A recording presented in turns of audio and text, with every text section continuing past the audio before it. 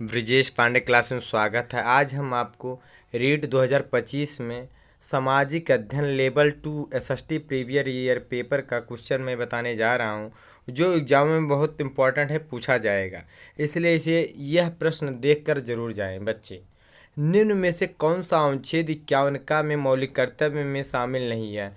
इसमें से पहला ऑप्शन करों का भुगतान करें, दूसरा ऑप्शन देश की रक्षा करें और सार्वजनिक संपत्ति को सुरक्षित रखें और वैज्ञानिक दृष्टिकोण का विकास करें। इसमें से पहला ऑप्शन गलत है। करों का भुगतान करें यह मौलिक कर्तव्य में नहीं, इसका जिक्र नहीं हुआ है। देश की रक्षा का जिक्र हुआ है, सार्वजनिक संपत्ति का सुरक्षित रखेंगे इसका भी जिक्र हुआ है और वैज्ञानिक दृष्टिकोण का विकास करें इसका भी जिक्र हुआ है, लेकिन करों का भुगतान का जिक्र नहीं हुआ। इसका राइट आंसर होगा करों का भुगतान करें। नेक्स्ट हम बढ़ते हैं। किस संविधान संशोधन द्वारा मंत्रिपरिषद का आकार निर्धारित किया गया है? यह अनुच्छेद किस 81, अनुच्छेद 91, अनुच्छेद 101 या अनुच्छेद 102? इसका जिक्र अनुच्छेद 51 में दिया गया। किस में दिया गया? अनुच्छेद 51 में दिया गया। नेक्स्ट हम बढ़ते हैं। स्वीप संबंधित है, स्वीप किससे संबंधित है? मतदाता जागरूकता कार्यक्रम से या ग्रामीण स्वच्छता कार्यक्रम से या शहरी स्वच्छता कार्यक्रम से या भ्रष्टाचार नियंत्रण कार्यक्रम से? स्वीप जो है यह मतदाता जागरूकता कार्यक्रम से संबंधित है। किससे है? मतदाता जागरूकता कार्यक्रम से संबंधित है। नेक्स्ट हम बढ़ते हैं।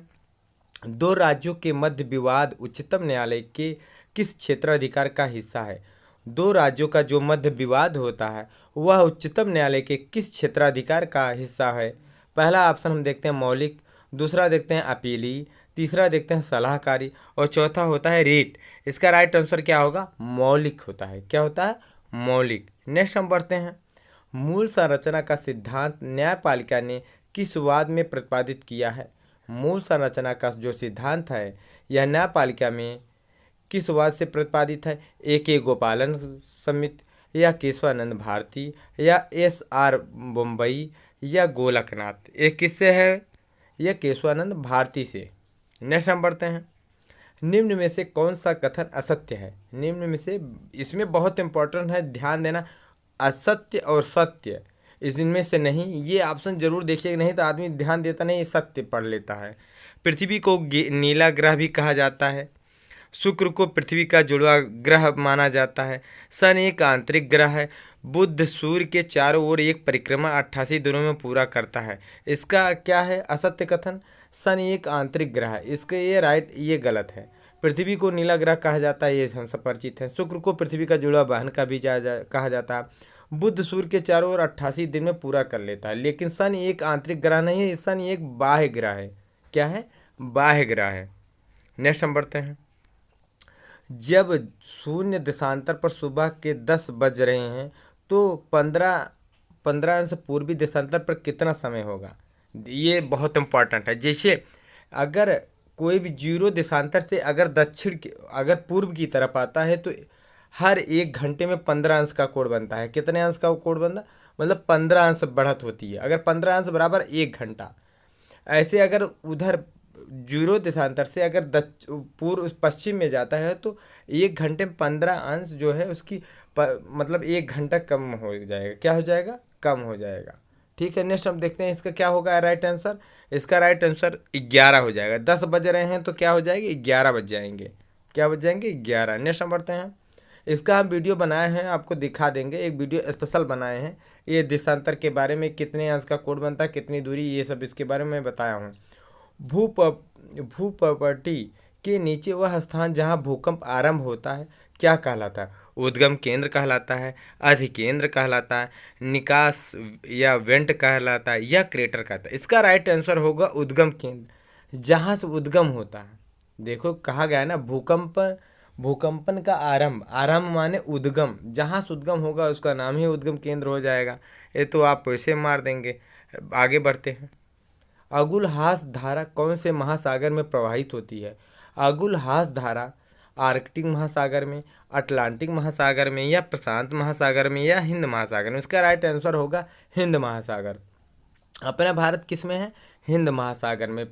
जो दक्षिण भारत में कौन सा महासागर है? हिंद महासागर है। नेक्स्ट हम बढ़ते हैं। भारतीय पुरातत्व सर्वेक्षण के पहले जनरल कौन थे? भारतीय पुरातत्व सर्वेक्षण के पहले जनरल लॉर्ड कॉर्नवालिस थे कि सर जॉन मार्शल थे या अलेक्जेंडर कनिंघम थे या विलियम बेंटिंक थे? इसका राइट आंसर क्या होगा? अलेक्जेंडर कनिंघम थे। कौन थे? Alexander Cunningham. नेक्स्ट हम बढ़ते हैं। थेरी गाथा के संबंध में कौन सा कथन सत्य है? यह सुत्त पिटक का हिस्सा है, इसमें भिक्षुनियों द्वारा रचित छंदों का संकलन किया गया है, यह विनय पिटक का हिस्सा है, इसमें महिलाओं के सामाजिक और आध्यात्मिक अनुभवों के बारे में अंतर्दृष्टि मिलती है। ये नहीं, इसका राइट आंसर होगा पहला, दूसरा और चौथा। क्या है? यह सुत्त पिटक का हिस्सा है, यह सही है। और उसके बाद इसमें भी भिक्षुनियों द्वारा रचित छंदों का संकलन किया गया, ये भी सही है। और क्या है? इसमें महिलाओं के सामाजिक और आध्यात्मिक अनुभवों के बारे में अंतर्दृष्टि मिलती है। यह विनय पिटक का हिस्सा है, यह राइट आंसर नहीं है, ये गलत है। नेक्स्ट हम बढ़ते हैं। 16 महाजनपदों में मगध प्रथम क्यों था? 16 महाजनपदों में मगध प्रथम क्यों था?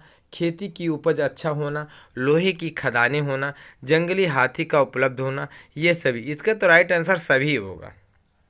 क्या होगा? सभी होगा, क्योंकि 16 महाजनपदों मगध में खेती की उपज अच्छा होती थी, लोहे की खदान भी थी और जंगली हाथी भी उपलब्ध थे। नेक्स्ट आगे हम बढ़ते हैं। लोथल नामक हड़प्पई स्थल कहाँ स्थित है? राजस्थान में, हरियाणा में, गुजरात में या कश्मीर में? इसका राइट आंसर होगा गुजरात। लोथल कहाँ है? गुजरात में है। नेक्स्ट हम बढ़ते हैं। बेरी गाजा प्राचीन भारत के कौन से बंदरगाह का यूनानी नाम था? भरूच था, पुहार था, अरिकामेड था या मदुरै था? बेरी गाजा प्राचीन भारत के कौन से बंदरगाह का नाम था? भरूच। क्या नाम था? भरूच था। नेक्स्ट हम बढ़ते हैं। चोल अभिलेखों में भूमि की विभिन्न कोटियों का उल्लेख मिलता है, इनमें से वेल्लन वगाई का संबंध किससे है? गैर ब्राह्मण किसान स्वामी की भूमि पर, या ब्राह्मणों को उपहार में दी गई भूमि पर, या किसी विद्यालय के रख रखाव के लिए भूमि, या मंदिर को उपहार में दी गई भूमि? इसका राइट आंसर होगा गैर ब्राह्मण किसान स्वामी की भूमि, जो वेल्लन वगाई कहा जाता था, या गैर ब्राह्मण किसान स्वामी की भूमि कहा जाता था। नेक्स्ट बढ़ते हैं। मैगस्थनीज ने मौर्य प्रशासन में सैनिक गतिविधियों के संचालन के लिए कितनी उप समितियों का उल्लेख किया था? मैगस्थनीज ने मौर्य प्रशासन में सैनिक गतिविधियों के संचालन के लिए कितनी उप समितियों का उल्लेख किया था? इसका राइट आंसर 6 होगा। मैगस्थनीज मौर्य प्रशासन के सैनिक गतिविधियों कितने कहे थे? 6 थे। नेक्स्ट हम बढ़ते हैं। गुप्त काल में ब्राह्मणों को जो भूमि दान दी जाती है उसे क्या कहते थे? वेलन वगाई, देवदान या साला भोग या अग्रहार? इसका राइट आंसर होगा अग्रहार। क्या होगा? अग्रहार।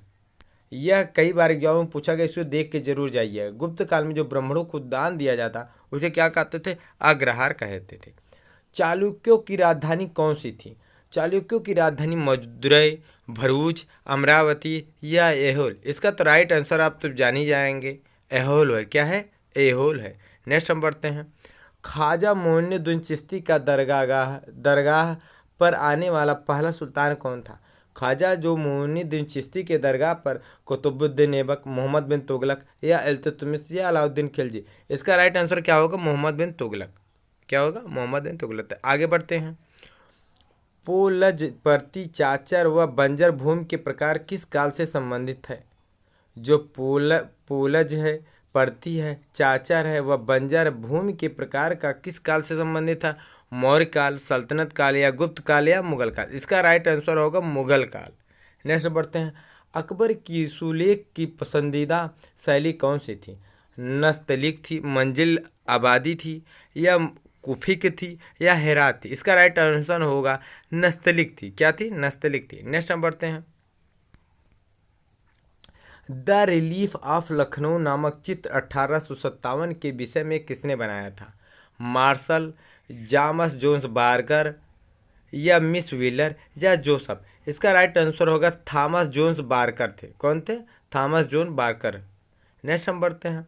गुलामगिरी नामक पुस्तक के लेखक कौन थे? गुलामगिरी पुस्तक के नामक पुस्तक के लेखक दयानंद सरस्वती, ज्योतिबा राव फुल्ले, स्वामी विवेकानंद, राजा राम मोहन राय, यह बहुत प्रचलित है। इसका राइट आंसर क्या होगा? ज्योतिराव फुल्ले थे। कौन थे? ज्योतिराव फुल्ले। नेक्स्ट हम बढ़ते हैं। परिवार कल्याण विषय भारत के संविधान की किस अनुसूची में दिया गया है? जो परिवार कल्याण है यह किस विषय में दिया गया है, किस अनुसूची में जिक्र किया गया है? 11 अनुसूची में, 11वीं अनुसूची में परिवार कल्याण विषय भारत के संविधान के 11वीं अनुसूची में जिक्र दिया गया है। नेक्स्ट बढ़ते हैं। अनुसूची कितनी होती है? 12 अनुसूची होती हैं। नेक्स्ट हम बढ़ते हैं।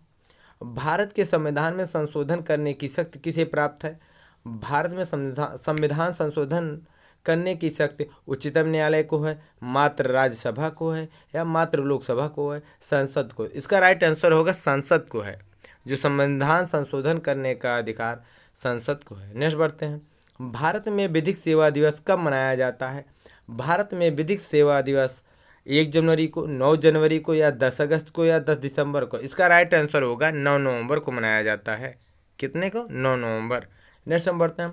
भारत के संविधान की उद्देशिका में वर्णित शब्दों का सही अनुक्रम बताएं। बंधुता, समता, स्वतंत्रता, न्याय। समता, स्वतंत्रता, न्याय, बंधुता। स्वतंत्रता, समता, न्याय, बंधुता, या न्याय, स्वतंत्रता, समता, बंधुता? इसका राइट आंसर होगा न्याय, स्वतंत्रता, समता, बंधुता। जो भारत की उद्देशिका में वर्णित है ये पहले आएगा न्याय, फिर स्वतंत्रता, फिर समता, फिर बंधुता। इसका देख लीजिए क्योंकि कई बार एग्जाम में पूछा गया है। न्याय, स्वतंत्रता, समता, बंधुता। आगे हम बढ़ते हैं। भारत में लैंगिक अपराधों से बालकों का संरक्षण अधिनियम पास्को कब लागू हुआ? 2008, 2011, 2010 या 2012? इसका राइट आंसर होगा 2012। नेक्स्ट हम बढ़ते हैं। आदिवासियों का कुंभ राजस्थान के कौन से मेले को कहा जाता है? आदिवासियों का कुंभ मेला राजस्थान के बेड़ेश्वर मेला, जीड़ माता मेला, या कैला देवी मेला, या डिग्गी मेला? इसका राइट आंसर होगा बेड़ेश्वर मेला।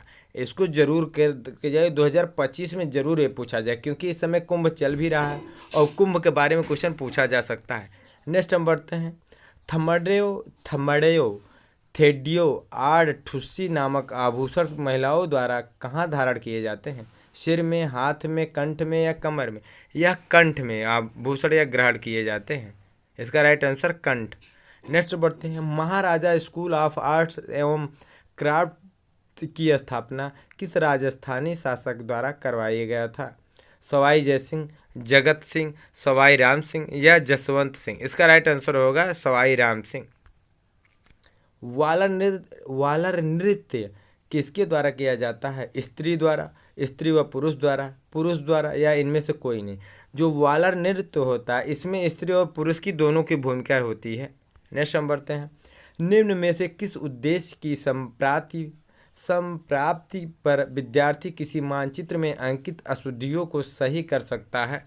ज्ञान अर्जन के कारण, बोध का विकास, या ज्ञानोपयोग, या क्रियात्मक कौशलों का विकास? इसका राइट आंसर होगा क्रियात्मक कौशलों का विकास किया जा सकता है। जो उद्देश्य की संप्राप्ति होती है, जो मानचित्र में अंकित अशुद्धियाँ होती हैं, उससे क्या होता है? क्रियात्मक कौशलों का विकास होता है। शिक्षा नई पीढ़ी के समाजीकरण के अतिरिक्त कुछ नहीं है, यह किसने कहा था? दुर्खिम, या अरस्तु, या बोसिंग, या टिपिनन? इसको कहे थे दुर्खिम ने कहा था शिक्षा नई पीढ़ी का समाजीकरण के अतिरिक्त कुछ नहीं है। नेक्स्ट हम बढ़ते हैं। Model of understanding level of teaching को किस नाम से भी जाना जाता है? Herbart model, Ausubel model, Morrison model, या टर्नर टीचिंग मॉडल? इसका राइट आंसर होगा Morrison model. Model of understanding level of teaching को किस नाम से भी जाना जाता है? Morrison model. अगर ये आपको वीडियो अच्छा लगे तो लाइक एंड सब्सक्राइब करिएगा, मित्रों को शेयर करिएगा। Thank you.